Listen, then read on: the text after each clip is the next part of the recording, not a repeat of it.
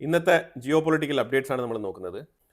നേപ്പാളിൽ interim prime മിനിസ്റ്ററായിട്ട് Susheela കാർക്കി എന്ന് പറഞ്ഞ 73 വയസ്സുകാരി പണ്ട് നേപ്പാൾ സുപ്രീം കോർട്ടിൽ ചീഫ് ജസ്റ്റിസ് ആയിട്ട് വർക്ക് ചെയ്ത് റിട്ടയർഡായ വ്യക്തിയാണ്.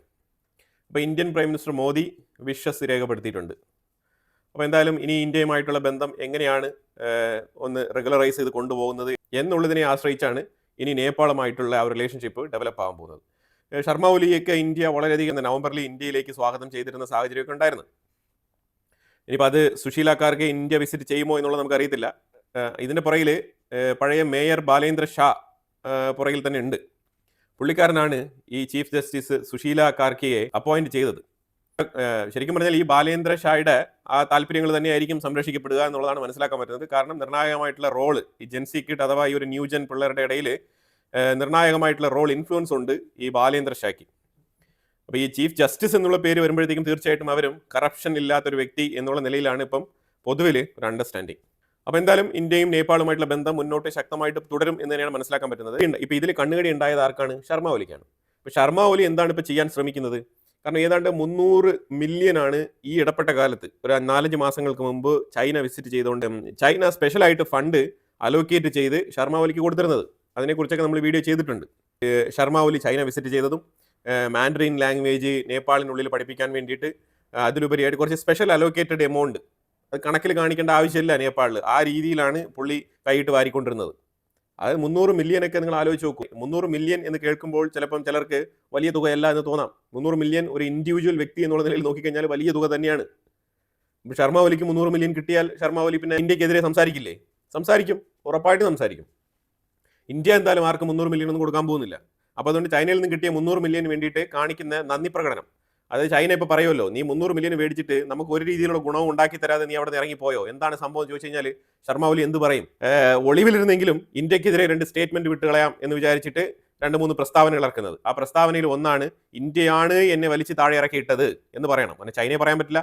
ചൈന 300 മില്യൺ കൊടുത്തിട്ടുണ്ട്. തീർച്ചയായിട്ടും ചൈന ശർമ്മ ഒലി പോകുന്നതിൽ വിഷമിക്കും, ദുഃഖമുണ്ടാവും, ഇച്ചിരി വിഷമം ഉണ്ടാവും. അപ്പോൾ തീർച്ചയായിട്ടും പിന്നെ അതർ സൈഡിൽ ഇന്ത്യ മാത്രമേ പറയാനുള്ളൂ. ഈ 2 രാജ്യങ്ങൾക്കിടയിലാണല്ലോ നേപ്പാൾ കിടക്കുന്നത്. അപ്പോൾ എയ്തർ ദിസ് ഓർ ദാറ്റ്. പിന്നെ തീർച്ചയായിട്ടും പൊളിറ്റിക്കൽ ലാഭം ഉണ്ടാക്കാൻ വേണ്ടിയിട്ട് തന്നെയാണ് ഈ ബംഗ്ലാദേശ് ആയാലും നേപ്പാൾ ആയാലും ഇന്ത്യയെ ഉപയോഗിക്കുന്നത്. എൻ്റെ ഭരണം അട്ടിമറിച്ചത് ഇന്ത്യയാണ് എന്നുള്ള ഒരു സ്റ്റേറ്റ്മെന്റ്. 2, ഇന്ത്യയുടെ സ്ഥലങ്ങളെ വെച്ചുള്ള ക്ലെയിം. അതായത് ഇപ്പോഴാണ് ഇന്ത്യൻ മീഡിയ എല്ലാം ഈ സ്ഥലങ്ങളെക്കുറിച്ച് ഇത്രമാത്രം ചർച്ച ചെയ്യുന്നത്. ഇത് വർഷങ്ങൾക്ക് മുമ്പേ ശർമ്മ ഒലി ഫസ്റ്റ് ടേം വന്ന് കസരയിലിരിക്കുന്ന സമയത്ത് തന്നെ ഈ പ്രശ്നം ഉണ്ടായതാണ്. അയാളാണ് ഈ സ്ഥലം ഇന്ത്യയുടെ അല്ല, ഈ സ്ഥലങ്ങളെല്ലാം തന്നെ നേപ്പാളിന് അവകാശപ്പെട്ടതാണെന്ന് വരുത്തി തീർത്തതും നേപ്പാൾ കറൻസിയിൽ വരെ ഈ മാപ്പ് പ്രിന്റ് ചെയ്ത് കൊടുത്തതും മാപ്പ് മാറ്റി വരച്ച് പ്രസിദ്ധീകരിച്ചതും ഈ ശർമ്മ ഒലിയാണ്.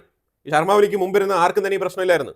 ഈ പ്രശ്നം ഉണ്ടാക്കിയത് തന്നെ പർപ്പസ്ഫുള്ളി ഇന്ത്യയെ ഒപ്പോസ് ചെയ്യാൻ വേണ്ടിയിട്ട് തന്നെ ഉണ്ടാക്കിയ ഒരു പ്രോബ്ലമാണ്. അതായത് ചൈനയെ ധരിപ്പിക്കണം ഞാൻ ഇന്ത്യക്കെതിരായിട്ടുള്ള നിലപാടുകൾ എടുക്കുന്നു എന്ന് പറഞ്ഞിട്ട്. അപ്പോൾ അതിന് വേണ്ടിയിട്ട് കെട്ടിച്ചമച്ചുണ്ടാക്കിയ സ്റ്റോറിയാണിത്.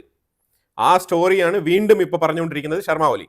കാരണം ശർമ്മ ഒലിയുടെ പൊളിറ്റിക്സ് എന്ന് പറഞ്ഞാൽ എപ്പോഴും ഇന്ത്യക്കെതിരെ നിന്നുകൊണ്ട് നേപ്പാളിന്റെ ഉള്ളിൽ നടക്കുന്ന എല്ലാ പ്രശ്നങ്ങൾക്കും കാരണം ഇന്ത്യയാണ് എന്ന് വരുത്തി തീർക്കലാണ്. അതൊക്കെ അവരുടെ പൊളിറ്റിക്കൽ നേട്ടത്തിന് വേണ്ടിയിട്ടാണ് ഈ സ്റ്റേറ്റ്മെന്റ് ഒക്കെ കൊടുക്കുന്നത്. അല്ലാതെ ഇന്ത്യ നേപ്പാളിന്റെ ഉള്ളിൽ എന്താണ് ചെയ്യുന്നത്? അവർക്ക് നല്ല രീതിയിലുള്ള പവർ പ്ലാന്റ് പ്രോജക്റ്റുകളൊക്കെ നടപ്പിലാക്കുകയാണ് ചെയ്യുന്നത് ഇന്ത്യ. ഇതേ സെയിം സെനാറിയാണ് താഴെ ബംഗ്ലാദേശിൽ. അവിടെയും ഇന്ത്യ വേറെ ഒന്നും ചെയ്യുന്നില്ല. പക്ഷേ അവരുടെ പൊളിറ്റിക്കൽ നിലപാട് മാലിദ്വീപിൽ എന്താണ് സംഭവിച്ചത്? സെയിം. കണ്ടോ, ഇന്ത്യയാണ് കാരണം, ഇന്ത്യയാണ് നിലവിലുള്ള സർക്കാരിനെ സഹായിക്കുന്നത് എന്നുള്ള രീതിയിൽ ആക്കി തീർത്തുകൊണ്ട് ഒരു പൊളിറ്റിക്കൽ ലാഭം, തികച്ചും പൊളിറ്റിക്കലാണ്. അതാണ് മനസ്സിലാക്കേണ്ടത്. പക്ഷെ നേരെ മറിച്ച് ഈ ഇന്ത്യയെ ഒപ്പോസ് ചെയ്യുന്ന ആൾക്കാർ തന്നെ ഇലക്ഷൻ വിജയിച്ച് തലപ്പത്ത് ഇരുന്ന് കഴിഞ്ഞാൽ അവർ ഇന്ത്യയുമായിട്ട് സഹകരിക്കും. കാരണം ഇന്ത്യയുടെ സഹകരണം ഇല്ലാണ്ട് ഈ മേഖലയിൽ അതിജീവനം അസാധ്യമാണ്. അതാണ് മനസ്സിലാക്കേണ്ടത്. പിന്നെ കലാപം നടക്കുന്ന സ്ഥലത്ത് മൈക്കെടുത്തുകൊണ്ട് റിപ്പോർട്ട് ചെയ്യാൻ പോയി കഴിഞ്ഞാൽ പല കാരണങ്ങൾക്ക് വേണ്ടിയിട്ട് അടി വീഴും, അത് ഉറപ്പാണ്. അത് ഒന്നെങ്കിൽ നിലവിലുള്ള കലാപം നീ അങ്ങനെ ടെലികാസ്റ്റ് ചെയ്യേണ്ട എന്നുള്ള കാരണമാവാം, അല്ലാന്നുണ്ടെങ്കിൽ ഇന്ത്യയോടുള്ള വെറുപ്പാവാം, വേറെ പല കാരണങ്ങളും ആവാം. അവിടെ നമുക്ക് ഒന്നും തന്നെ പ്രെഡിക്റ്റ് ചെയ്യാൻ കഴിയില്ല. കാരണം അവിടെ നടക്കുന്നത് കലാപമാണ്. അപ്പോൾ അതുകൊണ്ട് ചെറിയ ക്ലിപ്പുകളൊക്കെ എടുത്തുകൊണ്ട് വന്നിട്ട് ഇന്ത്യക്കെതിരെയാണെന്ന് പറഞ്ഞു കഴിഞ്ഞാൽ അതിൽ യാതൊരു പ്രസക്തിയില്ല എന്നുള്ള വിഷയങ്ങളാണ് മനസ്സിലാക്കേണ്ടത്. ഇപ്പം നേപ്പാളുമായിട്ട് നമ്മൾ റിലേഷൻഷിപ്പിന് വേണ്ടിയിട്ട് റോഡ് മാപ്പ് നമ്മൾ നോക്കുന്നുണ്ട്. തീർച്ചയായിട്ടും നമ്മൾ വെൽക്കം തന്നെയാണ് ചെയ്യുന്നത്.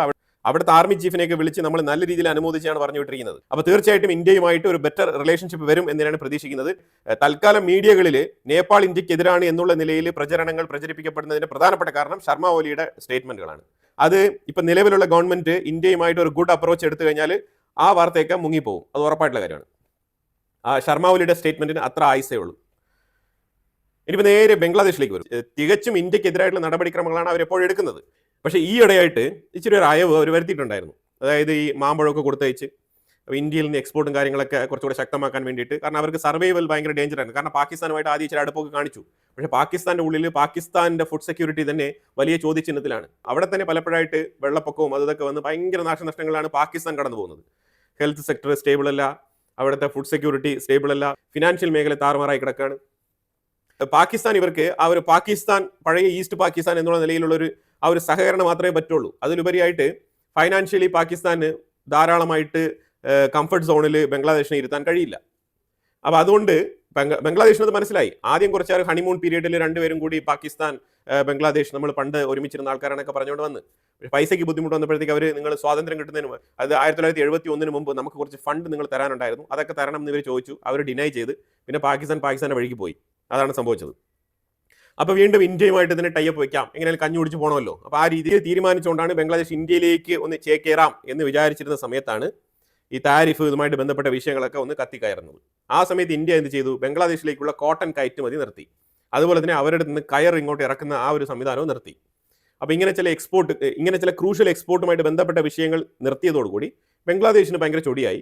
ബംഗ്ലാദേശ് ഉടനെ ഇന്ത്യക്കെതിരെ നിലപാടെടുക്കാൻ തീരുമാനിച്ചു. ഇന്ത്യയുടെ തൊട്ടടുത്ത് കിടക്കുന്ന ചില മറൈൻ പോർട്ടുകളുണ്ട്. ആ പോർട്ടുകളെല്ലാം തന്നെ ബംഗ്ലാദേശ് ഷട്ട് ഡൗൺ ചെയ്തു. പ്രത്യേകിച്ച് ഇന്ത്യയുടെ തൊട്ടടുത്ത് കിടക്കുന്നത്. ഇത് ഇന്ത്യക്ക് ഒരു ബുദ്ധിമുട്ടാണെന്ന് ചോദിച്ചു കഴിഞ്ഞാൽ വലിയ ബുദ്ധിമുട്ടില്ല. പക്ഷേ എന്നാലും ഈ കൊൽക്കത്ത പോർട്ടുമായിട്ട് ബന്ധപ്പെട്ട് അങ്ങോട്ടും ഇങ്ങോട്ടും ചില ചരക്ക് നീക്കങ്ങളൊക്കെ നടക്കുന്നുണ്ട്. അതായത് ഈ ബംഗ്ലാദേശിന്റെ പോർട്ടും ഈ കൊൽക്കത്ത പോർട്ടും തമ്മിൽ. അപ്പോൾ അവിടെ ചെറിയ ബുദ്ധിമുട്ടുകൾ ഉണ്ടാക്കിയിട്ടുണ്ട്. അപ്പോൾ ഇന്ത്യ എന്ത് ചെയ്തു? ഇവർ ഈ പോർട്ട് അടച്ചു പൂട്ടാൻ തീരുമാനിച്ച ഉടനെ ഇന്ത്യ സൂചനയായിട്ട് റോഡ് മാർഗമുള്ള ട്രാൻസ്പോർട്ടേഷൻ, ഇമ്പോർട്ട് എക്സ്പോർട്ട് എല്ലാം തന്നെ നിർത്തി. റോഡ് മാർഗമുള്ളത് നിർത്തിയ ഉടനെ ഇവർക്ക് ഇന്ത്യക്കുള്ളിൽ അയക്കേണ്ട സാധനങ്ങളായിക്കോട്ടെ എന്ത് സാധനവും അവർക്ക് എക്സ്പോർട്ട് മീൻസ് സീ പോർട്ട് വഴി മാത്രമേ സാധ്യമാകൂ എന്നുള്ള അവസ്ഥയിലേക്ക് എത്തിച്ചു. അത് ശരിക്കും ബംഗ്ലാദേശിന് കൂടുതൽ എക്സ്പെൻസീവ് ആണ്, ചിലവേറിയ പണിയാണ്. അതായത് ഈ റോഡ് മാർഗമുള്ള ട്രാൻസ്പോർട്ടേഷൻ റീഓപ്പൺ ചെയ്യാൻ വേണ്ടിയിട്ട് എന്താണ് ചെയ്യേണ്ടത്? ഇന്ത്യയുമായിട്ട് നേരിട്ട് സംസാരിക്കുകയാണ് വേണ്ടത്. അതിന് പകരം ഇവരെന്ത് ചെയ്തു? ഈ സീ പോർട്ടിലെ ഇപ്പോൾ സീ പോർട്ട് വഴിയാണല്ലോ കാര്യങ്ങൾ നടക്കുന്നത്. അപ്പോൾ ആ സീ പോർട്ടിൽ ക്ലോസ് ചെയ്യാമെന്ന് അവർ ഉറപ്പിച്ച് തീരുമാനമെടുത്ത് ഇന്ത്യക്ക് തൊട്ടടുത്ത് കിടക്കുന്ന ബംഗ്ലാദേശിൻ്റെ ആ പോർട്ട് ഇവർ ക്ലോസ് ചെയ്യാൻ തീരുമാനിച്ചു. അങ്ങനെ തീരുമാനിച്ച ഉടനെ ഇന്ത്യ അതിനൊരു മറുപടി കൊടുത്തു. എന്ത് മറുപടിയാണ്? ശരിക്കും പറഞ്ഞാൽ ഇന്ത്യക്കും ബംഗ്ലാദേശിനും ഇടയിൽ ഒരു പെർമനൻ്റ് ആയിട്ട് ഓയിൽ ട്രാൻസ്ഷിപ്മെൻറ്റ് നടത്താൻ വേണ്ടിയിട്ട് ഒരു പൈപ്പ് ലൈൻ ഇന്ത്യ സ്ഥാപിക്കുന്നുണ്ട്. അത് ഏതാണ്ട് 20 മുതൽ 25% ഡീസൽ ഡിസ്കൗണ്ടഡ് പ്രൈസിൽ അതിലൂടെ ഒഴുകും ബംഗ്ലാദേശിലേക്ക്. ശരിക്കും ബംഗ്ലാദേശിന് കിട്ടാവുന്ന ഏറ്റവും വലിയ പ്രോജക്റ്റുകളിൽ ഒന്നാണ്, ഒരു ഗോൾഡൻ ഓപ്പർച്യൂണിറ്റിയാണ്. അത് അവർക്ക് റിഫൈൻഡ് ഓയിൽ വില കുറവായിട്ട് അവർക്ക് ലഭിക്കും. അപ്പോൾ അതുകൊണ്ട് ഈ ഒരു ഷിപ്മെൻറ്റിൻ്റെ കോസ്റ്റ് കുറയും. ടാങ്കർ ഷിപ്മെൻറ്റിലാണ് ഇത് ഇപ്പോൾ ഓയിൽ കൊടുത്തേക്കുന്നത് വെച്ചോ, അവിടെ അതിൻ്റെ ചാർജസ് ഒക്കെ വളരെ കൂടുതലാണ്. അപ്പോൾ ബംഗ്ലാദേശ് പോലത്തെ ഒരു രാജ്യത്തിന് ഏറ്റവും കൂടുതൽ ഡീസൽ വാഹനങ്ങൾ ഉപയോഗിക്കുന്ന രാജ്യങ്ങളിൽ ഒന്നാണ് ബംഗ്ലാദേശ്. ഇത് വാഹനങ്ങളിൽ മാത്രമല്ല പല ഫാക്ടറികളിലും അവർ ഉപയോഗിക്കുന്നത് ഡീസലാണ്. അപ്പോൾ ഡീസൽ ഏറ്റവും കൂടുതൽ ഉപയോഗിക്കുന്ന രാജ്യമായിട്ടുള്ള ബംഗ്ലാദേശിന് ഈ പൈപ്പ് ലൈൻ വളരെയധികം ഉപകാരപ്രദമായിരുന്നു. ഇന്ത്യ എന്ത് ചെയ്തു? ആ പൈപ്പ് ലൈൻ വർക്ക് ഹാൾട്ട് ചെയ്ത് നിർത്തി. ഇപ്പോൾ അതാ ബംഗ്ലാദേശ് ഗവൺമെൻറ് കുയ്യോ മുയ്യോ എന്ന് പറഞ്ഞിട്ട് വിളിയാണ്. അത് ഇനി ഡീസൽ ഈ ലോകത്ത് കിട്ടത്തില്ല എന്നുള്ളതല്ല, ഡീസൽ കിട്ടും. പക്ഷേ ഈ അവസ്ഥയിൽ, ഈ ഒരു സ്ഥിതിയിൽ, അതായത് ലോക വ്യാപാരങ്ങൾ മൊത്തത്തിൽ ഗ്ലോബലൈസേഷൻ എന്ന് പറഞ്ഞ് പറയപ്പെട്ടിരുന്ന ഒരു വ്യാപാര മേഖലയെ അമേരിക്കയുടെ മാത്രം കുത്തകയായിട്ട് മാറ്റാൻ വേണ്ടിയിട്ട് ശ്രമിച്ചുകൊണ്ടിരിക്കുന്ന ട്രംപിൻ്റെ നയങ്ങളിൽ പെട്ടുകിടക്കുന്ന രാജ്യങ്ങളെ സംബന്ധിച്ചിടത്തോളം ഇതുപോലത്തെ പ്രോജക്റ്റുകൾ നിർത്തുക എന്ന് പറഞ്ഞു കഴിഞ്ഞാൽ വലിയ ബുദ്ധിമുട്ടാണ്. ആ രീതിയിലുള്ളൊരു ബുദ്ധിമുട്ടാണ് ഇപ്പോൾ ബംഗ്ലാദേശിന് വന്നിരിക്കുന്നത്. India high pressure applied on Bangladesh. അതാണ് ശരിക്കും മനസ്സിലാക്കാൻ പറ്റുന്നത്. ബംഗ്ലാദേശ് മുട്ടുകുത്തിയിരിക്കുകയാണ് ശരിക്കും. ഇപ്പോൾ അവർക്ക് ഷേഖ് ഹസീനായും വേണ്ട, അവർക്ക് പോർട്ട് പ്രശ്നം വേണ്ട, ഒന്നും വേണ്ട, എങ്ങനെയെങ്കിലും ഈ diesel pipe line project restart ചെയ്യണം എന്നാണ് പറഞ്ഞുകൊണ്ടിരിക്കുന്നത്. ഇതാണ് ഇന്ത്യയുടെ തൊട്ടടുത്ത് കിടക്കുന്ന ബംഗ്ലാദേശിൻ്റെയും നേപ്പാളിൻ്റെയും അവസ്ഥ. നമ്മളുടെ തൊട്ടടുത്ത് കിടക്കുന്ന അയൽ രാജ്യങ്ങളുമായിട്ടൊക്കെ നല്ല ബന്ധം തന്നെയാണ് വെക്കണമെന്ന് ആഗ്രഹിക്കുന്നത്. നമ്മളെ സംബന്ധിച്ചിടത്തോളം ഈ രാജ്യങ്ങളൊക്കെ വളരെ ചെറിയ രാജ്യങ്ങളാണ്. ഇവരെയൊക്കെ ഉപദ്രവിക്കണം എന്ന് നമ്മൾ ചിന്തിച്ചിട്ട് പോലുമില്ല. അവർക്ക് ഇന്ത്യയോട് എന്തോ ഒരു വാശി, വൈരാഗ്യം, അതൊക്കെ തന്നെ ഈ പൊളിറ്റിക്കൽ ലാഭത്തിന് വേണ്ടിയിട്ട് ഇന്ത്യയുടെ പേര് അനാവശ്യമായിട്ട് എടുത്ത് അവരുടെ രാജ്യത്ത് ഉപയോഗിക്കുന്നുണ്ട്. അതുകൊണ്ട് അബ്യൂസ് ചെയ്യപ്പെടുന്നുണ്ട്. അതുപോലെ ഇന്ത്യൻ കൾച്ചറിൽ തുടർന്ന് ഹിന്ദുക്കൾ, മൈനോറിറ്റീസ് ഇവരെയൊക്കെ അവർ ഉപദ്രവിക്കുന്നുണ്ട്. ഇതൊക്കെ നടക്കുന്നുണ്ട്. അതിനൊക്കെ ഇന്ത്യ പ്രതികരിക്കും. അതൊക്കെ നോക്കി നിന്നിട്ട് ഞങ്ങൾ അയൽവാസികളാണ്, അപ്പോൾ അതുകൊണ്ട് നല്ല ബന്ധമാണെന്ന് പറഞ്ഞിട്ട്, അപ്പോൾ അതുകൊണ്ട് നിങ്ങൾ ഇന്ത്യയുടെ പേരും പറഞ്ഞ് എത്ര മൈനോറിറ്റികളെ വേണമെങ്കിലും ഉപദ്രവിച്ചു എന്ന് പറഞ്ഞിട്ട് നമ്മൾ മഹാമനസ്ഥത കാണിച്ചുകൊണ്ട് ഇങ്ങനെ നിൽക്കാനൊന്നും പറ്റില്ല. അതുകൊണ്ട് അടിക്കേണ്ട സ്ഥലത്ത് അടിക്കുക, പറയേണ്ട സ്ഥലത്ത് കട്ടൻ റൈറ്റായിട്ട് പറയുക. ഏത് അയൽവാസിയാണെങ്കിലും ശരി, എത്ര അകലെ സ്ഥിതി ചെയ്യുന്ന രാജ്യമാണെങ്കിലും ശരി, ഇന്ത്യയുടെ നിലപാട് ഇങ്ങനെ തന്നെയായിരിക്കും. അപ്പോൾ അതുകൊണ്ട് അയൽ രാജ്യമാണ്, അതുകൊണ്ട് അവൻ ചെയ്യുന്ന പോക്കൃതനമല്ല നമ്മൾ സഹിച്ചുകൊണ്ട് ഫ്രണ്ട്ഷിപ്പ് വയ്ക്കണമെന്നൊന്നും ഇന്ത്യക്ക് അങ്ങനെ ഒരു ചിന്തയൊന്നുമില്ല. അങ്ങനെ പെരുമാറാൻ ഒരു രാജ്യങ്ങളും തയ്യാറാവില്ല.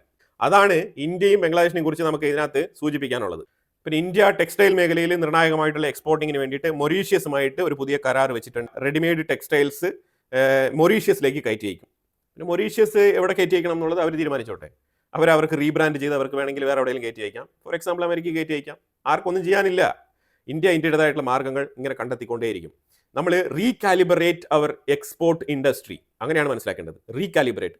അമേരിക്ക തന്നത് ഇന്ത്യക്ക് ഒരു ഓപ്പർച്യൂണിറ്റിയാണ്. അതായത് ചെറിയ ഒരു 10, 30, 40 ദിവസങ്ങൾക്കുള്ളിൽ ഉണ്ടാകുന്ന ചെറിയ മാറ്റങ്ങൾ അതൊന്നും ഇന്ത്യ ഒരു രീതിയിലും ബാധിക്കാൻ പോകുന്നില്ല. ശരിക്കും ഇന്ത്യ റീകാലിബറേറ്റിംഗ് അവർ എക്സ്പോർട്ട് ഓപ്പർച്യൂണിറ്റീസ്, അതാണ് മനസ്സിലാക്കേണ്ടത്. റീകാലിബറേറ്റ് ചെയ്തുകൊണ്ടിരിക്കുകയാണ്. ജർമ്മനിയുടെ ഒരു 14 മെമ്പേഴ്സ് അടങ്ങുന്ന ഒരു ഗ്രൂപ്പ് ഇന്ത്യയിലുണ്ട്. ഇന്ന് ചർച്ച നടത്തിക്കൊണ്ടിരിക്കുകയാണ്. എന്താണ് അവർക്ക് വേണ്ടത്? Defence partnership. ഈ ഡിഫൻസ് പാർട്ട്ണർഷിപ്പുമായിട്ട് യൂറോപ്പ് ഇന്ത്യയിലേക്ക് വരുന്നതിന് പുറകിൽ ഒരു കഥയുണ്ട്, അത് ഞാൻ പറയാം.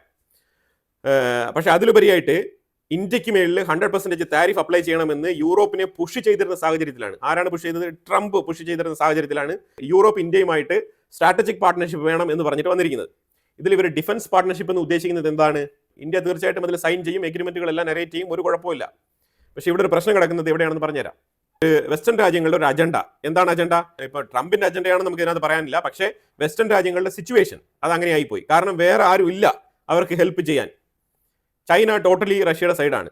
അപ്പോൾ ഇന്ത്യയെ വെസ്റ്റേൺ ചേരിയിലേക്ക് എടുക്കണം, അതാണ് അവർ ഉദ്ദേശിക്കുന്നത്. അപ്പോൾ അതിൻ്റെ ഒരു സ്റ്റാർട്ടിംഗ് പോയിന്റ് ആയിട്ടാണ് ഈ ഒരു സെക്യൂരിറ്റി കൺസേൺ ഉള്ള ഈ ഒരു മീറ്റിംഗ് നടക്കുന്നത്. അപ്പോൾ ഇതിനകത്ത് ഇന്ത്യയെ ഡിഫൻസ് പാർട്ണർ ആക്കാന്ന് പറഞ്ഞാൽ ഈ വെസ്റ്റേൺ രാജ്യങ്ങളോടൊപ്പം ചേർന്ന് ഇന്ത്യ റഷ്യക്കെതിരെ ആയുധങ്ങൾ കൊടുത്ത് സഹായിക്കുമോ യൂറോപ്പിന്? കാരണം അപ്പുറത്ത് നിൽക്കുന്നത് റഷ്യയാണ്. അപ്പോൾ എന്താണ് സംഭവിക്കുക? അപ്പോൾ ഇവിടെ ഒരു കോൺട്രാഡിക്ഷൻ ഉണ്ട്. ഈ കോൺട്രാഡിക്ഷന്റെ ഈക്വേഷൻ ഞാൻ പറഞ്ഞുതരാം. ഇതിന്റെ ഈക്വേഷൻ എന്താണെന്ന് പറഞ്ഞാൽ, ഇന്ത്യ ശരിക്കും വെസ്റ്റേൺ രാജ്യങ്ങൾ അഥവാ അമേരിക്കൻ ചേരിയിൽ നിന്ന് മാറി ചൈന, റഷ്യ, ഗ്ലോബൽ സൗത്ത് ചേരിയിലേക്ക് വരുമ്പോൾ ലോകത്തിന്റെ മെജോറിറ്റി രാജ്യങ്ങൾ, മോസ്റ്റ് പോപ്പുലേറ്റഡ് രാജ്യങ്ങളെല്ലാം തന്നെ ഇന്ത്യയോടൊപ്പം നിൽക്കുകയാണ്. ഇന്ത്യ എവിടെ നിൽക്കുന്നോ അവിടെ നിൽക്കുന്നുണ്ട്. അപ്പോൾ ഇതിനകത്ത് ഇത്രയും നാളും വെസ്റ്റേൺ രാജ്യങ്ങൾ സൃഷ്ടിച്ചു വെച്ചിരുന്ന ഒരു അജണ്ടയുണ്ട്, ഒരു പ്രൊപ്പഗണ്ടയുണ്ട്. എന്താണ് പ്രൊപ്പഗണ്ട? അതായത് എല്ലാ രാജ്യങ്ങളും റഷ്യക്കെതിരാണ്, റഷ്യയുടെ മേളിൽ സാങ്ഷൻസ് ഏർപ്പെടുത്തി റഷ്യയെ ഞങ്ങൾ സെപ്പറേറ്റ് ആക്കി വെച്ചിരിക്കുകയാണ്, സ്വിഫ്റ്റിൽ അവർ പാർട്ട്ണർ അല്ല, അതിലുപരിയായിട്ട് എണ്ണ ഒഴിയെ ബാക്കിയുള്ള പല കാര്യങ്ങൾക്കും റഷ്യയ്ക്ക് മേളിൽ സാങ്ഷൻസ് ഉണ്ട്. അപ്പോൾ ഇത് അമേരിക്ക സാങ്ഷൻ ഇട്ട് കഴിഞ്ഞാൽ എൻറ്റയർ ഗ്ലോബൽ സാങ്ഷൻ ചെയ്തിരിക്കുന്നു എന്നാണ് അവരുടെ ഒരു ലാംഗ്വേജ്. അപ്പോൾ ആ ഒരു തിയറിയാണ് ഇവിടെ നിലനിന്നിരുന്നത്. പക്ഷേ ഇപ്പം ശരിക്കും ഇന്ത്യയെ അവർ സെപ്പറേറ്റ് ചെയ്തതോടുകൂടി ഇന്ത്യ വേറൊരു ചേരി ഇവിടെ സൃഷ്ടിച്ചു കഴിഞ്ഞു. അപ്പോൾ ആ ചേരി ശരിക്കും പറഞ്ഞാൽ അമേരിക്കയെ ഭീതിപ്പെടുത്തുന്നുണ്ട്. എന്തുകൊണ്ടാണ്? കാരണം ഇപ്പോൾ റഷ്യ ഒറ്റയ്ക്കല്ല. ഇപ്പോൾ നിങ്ങൾ നോക്കൂ, ഇന്ത്യയോടൊപ്പം നിൽക്കുന്ന SCO സബ്മീറ്റിൽ പങ്കെടുത്ത അത്രയും രാജ്യങ്ങളും റഷ്യയുമായിട്ട് നല്ല ബന്ധം പുലർത്താൻ ആഗ്രഹിക്കുന്ന രാജ്യങ്ങളാണ്. അപ്പോൾ ഇതിലൂടെ അവരുടെ നറേറ്റീവ് അങ്ങ് പൊളിയാണ്, അവരുടെ പ്രൊപ്പഗണ്ട പൊളിയാണ്. ഇന്ത്യയെ എന്ത് വില കൊടുത്തും വെസ്റ്റേൺ ചേരിയിലേക്ക് അടുപ്പിക്കുക എന്നുള്ളതാണ് ഇപ്പോഴത്തെ പ്രധാനപ്പെട്ട ലക്ഷ്യം. അത് അമേരിക്ക ആയിക്കോട്ടെ, വെസ്റ്റേൺ രാജ്യങ്ങളായിക്കോട്ടെ, അവരുടെ ലക്ഷ്യം ഇതാണ്. അല്ലാതെ ഇവിടെ ഇന്ത്യ പോയി കാല് പിടിക്കണം, അതൊക്കെ ഫേക്ക് നറേറ്റീവാണ് കേട്ടോ. അതാണ് ഞാൻ എപ്പോഴും നിങ്ങളുടെ എടുത്ത് പറയുന്നത്. ശരിക്കും സംഭവിച്ചുകൊണ്ടിരിക്കുന്നത് ഇതാണ്. അതായത് അമേരിക്ക ഇപ്പം ശരിക്കും അവരുടെ ഒരു ഫിയർ എന്ന് പറഞ്ഞാൽ ഗ്ലോബലി പകുതി രാജ്യങ്ങൾ ഇപ്പോൾ റഷ്യ സപ്പോർട്ട് ചെയ്യുന്ന രാജ്യങ്ങളായിട്ട് മാറിയിരിക്കുകയാണ്. അതാണ് ഇപ്പോൾ അവരെ ഏറ്റവും കൂടുതൽ പേടിപ്പിക്കുന്നത്. കാരണം ഇപ്പോൾ ശരിക്കും പറഞ്ഞാൽ യൂറോപ്പും അമേരിക്കയും കൂടെ ചേർന്നിട്ട് ഒറ്റപ്പെടുന്ന ഒരു അവസ്ഥ. ഇപ്പോൾ ശരിക്കും യൂറോപ്പ് അഥവാ വെസ്റ്റേൺ രാജ്യങ്ങൾ മാത്രം വിചാരിച്ചു കഴിഞ്ഞാൽ ഒന്നും നടക്കില്ല എന്നുള്ളതാണ് അവസ്ഥ. കാരണം അവർ പറഞ്ഞു കഴിഞ്ഞാൽ ലോകത്ത് മറ്റുള്ള രാജ്യങ്ങളായിട്ടുള്ള ഗ്ലോബൽ സൗത്ത് എന്ന് പറഞ്ഞ മെജോറിറ്റി രാജ്യങ്ങളൊന്നും അവരുടെ സൈഡിൽ നിൽക്കില്ല. നിങ്ങൾ UN അതൊക്കെ വിടും, യുണൈറ്റഡ് നേഷൻസിൽ നിന്ന് തന്നെ റഷ്യയെ മാറ്റി വെച്ചിരിക്കുകയല്ലേ. പക്ഷേ അതിലതീതമായിട്ടുള്ള സപ്പോർട്ട് റഷ്യക്ക് കിട്ടും. അതിന് കാരണം ഇന്ത്യയാണ്. ഇന്ത്യ എടുത്ത നിലപാട്, ഇന്ത്യ എടുത്ത ഡിപ്ലോമാറ്റിക് നിലപാടാണ് അതിന് കാരണം. ഇത് ഞാൻ വെറുതെ പറയുന്നതല്ല. ഇത് US സെനറ്റിൽ സെർജിയോ ഗോർ എന്ന് പറഞ്ഞ ആ ഇന്ത്യക്ക് വേണ്ടിയിട്ടുള്ള അംബാസിഡറെ NOA നിയമിച്ച സമയത്ത് സെനറ്റിൽ കൃത്യമായിട്ട് ചോദ്യം ഉന്നയിക്കുന്നുണ്ട്. 2 ചോദ്യങ്ങളാണ് പുള്ളിയുടെ മുമ്പിൽ പോസ്റ്റ് ചെയ്തത്. ആ 2 ചോദ്യങ്ങൾക്കും കൃത്യമായിട്ടുള്ള ഉത്തരം സെർജിയോ ഗോർ കൊടുത്തിട്ടുണ്ട്. അതായത് സെർജിയോ ഇന്ത്യക്കുള്ളിൽ വന്ന് നടപ്പിലാക്കാനിരിക്കുന്ന 2 അജണ്ടകളാണത്. ആ 2 അജണ്ടകൾ ഇവിടെ ഇന്ത്യൻ മീഡിയ ചർച്ച ചെയ്തോന്ന് എനിക്കറിയത്തില്ല. പക്ഷേ ഈ സെർജിയോ ഗോറിന്റെ അടുത്ത് ആദ്യം ഒരു ചോദ്യം പോകുന്നുണ്ട്. അതായത് ഇന്ത്യ എന്ന് പറഞ്ഞ ഒരു രാജ്യത്തിനെ ചൈനീസ് എക്സ്പാൻഷൻ എതിരെ ഉപയോഗിക്കണം എന്നുള്ളതാണ് അമേരിക്കയുടെ നിലപാട്. ആ നിലപാടിന് വേണ്ടിയിട്ട് നിങ്ങൾ എന്ത് നടപടി സ്വീകരിക്കും എന്നാണ് ചോദ്യം. അപ്പോൾ അതിൽ വളരെ കൃത്യമായിട്ട് സെർജിയോ ഉത്തരം കൊടുക്കുന്നുണ്ട്. യെസ്, അത് വളരെ ശരിയായിട്ടുള്ള കാര്യമാണ്.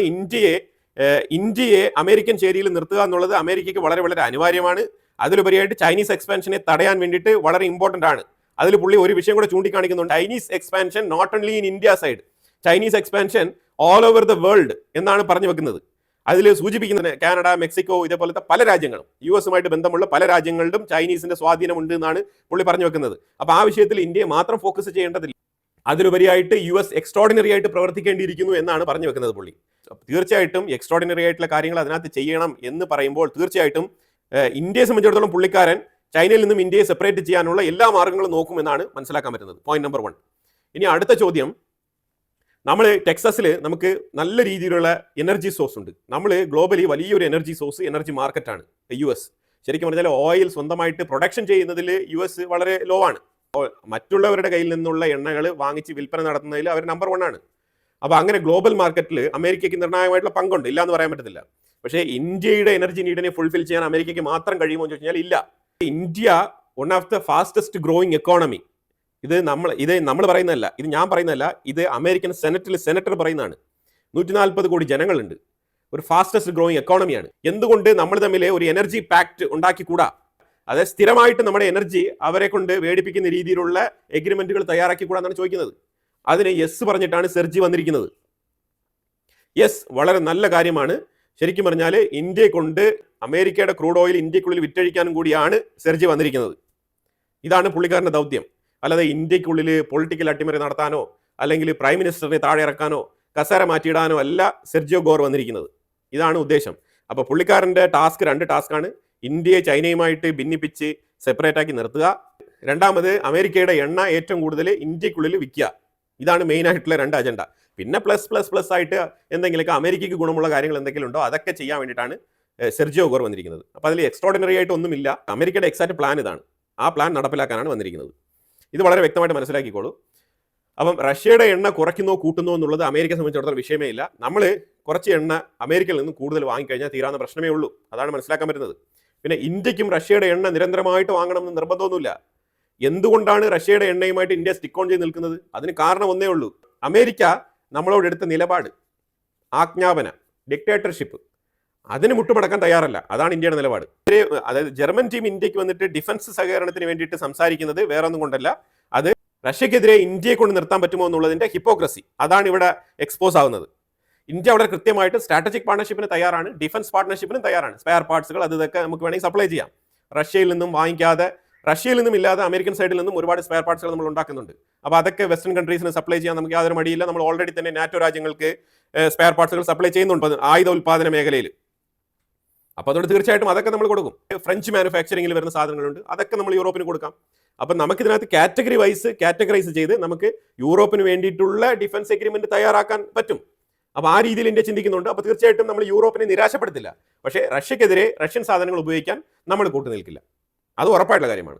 അതായത് യൂറോപ്പിനെ വെച്ചുകൊണ്ട് ഇന്ത്യക്ക് മേളിൽ 100% താരിഫ് ഇട്ട് കളയാമെന്ന് വിചാരിച്ച ട്രംപ് ഇപ്പം ശരിക്കും പറഞ്ഞാൽ സങ്കടത്തിലാണ്. പിന്നെ ഇപ്പം വെസ്റ്റേൺ മീഡിയ ഇറക്കി വിട്ടിരിക്കുന്ന പുതിയ അജണ്ട, അതായത് ചൈന ഇലക്ട്രോ മാഗ്നറ്റിക് വെപ്പൺ ആണ് ഉപയോഗിച്ചത്. എവിടെ? ഗാൽവാൻ വാലിയിൽ 2020 ഗാൽവാൻ വാലിയിൽ നടന്ന ആക്രമണത്തിൽ ഇന്ത്യൻ സോൾജേഴ്സിനെതിരെ ഉപയോഗിച്ചത് ഇലക്ട്രോ മാഗ്നറ്റിക് ആയുധങ്ങളാണ്, അത് ശരിക്കും കരിച്ചു കളഞ്ഞു എന്നുള്ള രീതിയിലൊക്കെയാണ് ഇപ്പോൾ വാർത്ത അടിച്ചിറക്കുന്നത്. ഇപ്പം ഈ വാർത്ത പ്രസിദ്ധീകരിക്കുന്നതിൻ്റെ പ്രാധാന്യം എന്താണ്? മാരകമായിട്ടുള്ള ആയുധങ്ങൾ വെച്ചിട്ട് ആക്രമണം നടത്തിയതാണ് നമ്മൾ അന്ന് മൊത്തത്തിൽ നമുക്ക് മനസ്സിലാക്കാൻ പറ്റിയത്. ഇപ്പൊ പുതിയൊരു കുക്ഡപ്പ് സ്റ്റോറിയുമായിട്ട് വന്നിരിക്കുകയാണ് വെസ്റ്റേൺ മീഡിയ. ഇതെന്തിനു വേണ്ടിയിട്ടാണ്? ഇതാണ് സെർജി ഗോർ പറഞ്ഞ ഈ പ്ലാൻ നടപ്പിലാക്കാൻ വേണ്ടിയിട്ട്. ചൈനയ്ക്കും ഇന്ത്യക്കും ഇടയിൽ ഏറ്റവും കൂടുതൽ വിള്ളൽ വീഴ്ത്താൻ പറ്റുമോ എന്നുള്ള രീതിയിലുള്ള നറേറ്റീവ്സ് ആണ് ഇപ്പം മൊത്തത്തിൽ വരാൻ പോകുന്നത്. ഇനി നിങ്ങൾക്ക് തുടരെ ഇതിനെക്കുറിച്ചുള്ള ഡീപ്പ് ചർച്ചകൾ വെസ്റ്റേൺ മീഡിയ ഇനിയിപ്പോൾ നോക്കിക്കോ. കാരണം ഇന്ത്യക്കും ചൈനയ്ക്കും ഇടയിൽ ഒരു വലിയ ഗ്യാപ്പ് ഉണ്ടാക്കണം. അതിന്റെ ഭാഗമായിട്ടാണ് ഇപ്പോൾ ഈ വാർത്ത പുറത്തു വന്നിരിക്കുന്നത്. അതെങ്ങനെ? ചൈന ഇലക്ട്രോ മാഗ്നറ്റിക് വെപ്പൺ ഉപയോഗിച്ചു എന്ന് പറഞ്ഞുള്ള ചർച്ചകൾ നടക്കും. നോക്കിക്കോ നിങ്ങൾ, ഇത് തന്നെയാണ് സംഭവിക്കാൻ പോകുന്നത്. അപ്പോൾ അതിന് വേണ്ടിയിട്ടുള്ള അജണ്ടയ്ക്കാണ് തുടക്കം കുറിച്ചിരിക്കുന്നത്. പാകിസ്ഥാൻ എന്ന് പറഞ്ഞ രാജ്യം another state sponsor of terror എന്നാണ് യുണൈറ്റഡ് നേഷൻസിലെ ഹ്യൂമൻ റൈറ്റ്സ് ലോയർ പറഞ്ഞിരിക്കുന്നത്. UN തന്നെ കൃത്യമായിട്ട് പറഞ്ഞിരിക്കുകയാണ്. പാകിസ്ഥാൻ യുണൈറ്റഡ് നേഷൻ സെക്യൂരിറ്റി കൗൺസിലിന്റെ ചെയർപേഴ്സൺ ആയിട്ടിരിക്കുന്ന സാഹചര്യത്തിലാണ് യുണൈറ്റഡ് നേഷൻസിൽ തന്നെയുള്ള ഹ്യൂമൻ റൈറ്റ്സ് ലോയർ ഈ ഒരു പരാമർശം മുന്നോട്ട് വെച്ചിരിക്കുന്നത്. എന്ത് പരിതാപകരമായിട്ടുള്ള നാണം കെട്ട അവസ്ഥയാണെന്ന് നിങ്ങൾ നോക്കൂ. അപ്പം എന്തായാലും നേപ്പാളിൽ സുശീല കാർക്കി എന്ന് പറയുന്നത് അവരുടെ ചരിത്രത്തിൽ തന്നെ ആദ്യത്തെ ഫീമെയിൽ പ്രൈം മിനിസ്റ്റർ ആയിട്ട് മാറിയിരിക്കുകയാണ്. Elected, whether it is elected or not doesn't matter, but അവരാണ് ആദ്യത്തെ ചെയർ അലങ്കരിക്കുന്ന ഫീമെയിൽ കാൻഡിഡേറ്റ്. അപ്പോൾ എന്തായാലും ഇതിനെക്കുറിച്ചുള്ള അഭിപ്രായങ്ങൾ കമന്റ് ബോക്സിൽ രേഖപ്പെടുത്തുക. കൂടുതൽ വാർത്തകളുമായിട്ട് അടുത്ത വീഡിയോയിൽ വരാം. Thank you so much.